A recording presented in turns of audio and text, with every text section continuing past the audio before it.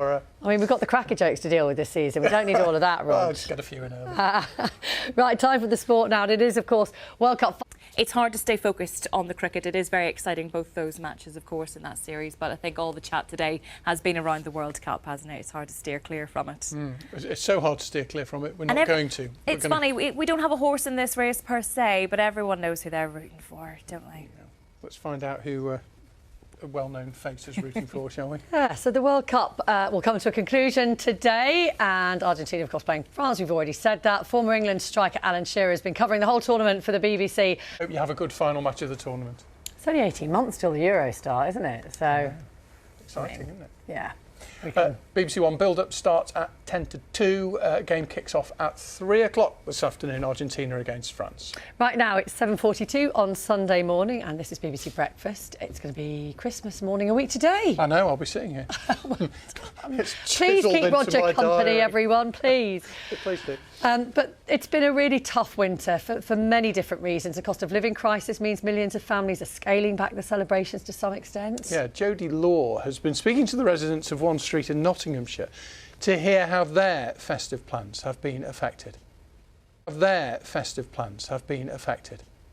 People on this street are preparing for a very different kind of Christmas this year because of the rising costs of living, and we're here to meet them. You've just bought this house. Yeah. How are you feeling about being able to afford everything? Everyone's Christmas will, I think, be a little bit different this year as a result of all kinds of pressures going on at the moment. Absolutely. So wherever you are, whatever you're doing, as Roger's mentioned, he will be here next Sunday morning to keep you company. Right, it's 7:47. Let's have a look at the weather, see how it's looking this morning. Matt is with us. We're slowly going to see those icy branches thaw, aren't we?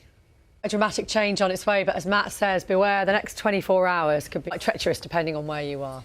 We'll have the headlines for you at 8 o'clock. Now it's time for all the technology news in Click.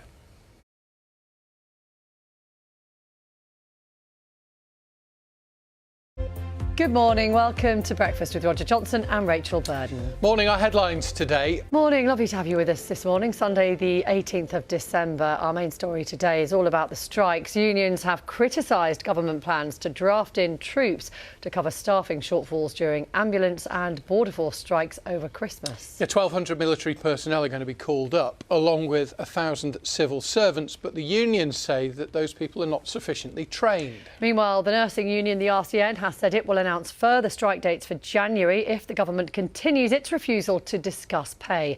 Our political correspondent Ian Watson has the latest on the disputes. A vigil has been held for 4 boys who died after falling into a frozen lake in Solihull. The accident happened a week ago in Babs Mill Park, where hundreds gathered yesterday to pay tribute. Natasha Turney reports. Ukraine's President Zelensky says the country has managed to restore power to almost 6 million people after massive Russian strikes against the electricity generating system. Ukrainian officials said that Russia fired more than 70 missiles on Friday, forcing emergency blackouts nationwide.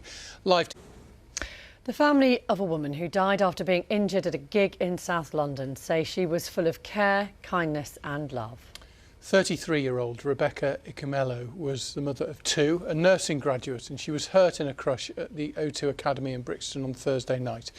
2 other women remain in a critical condition, as Simon Jones reports.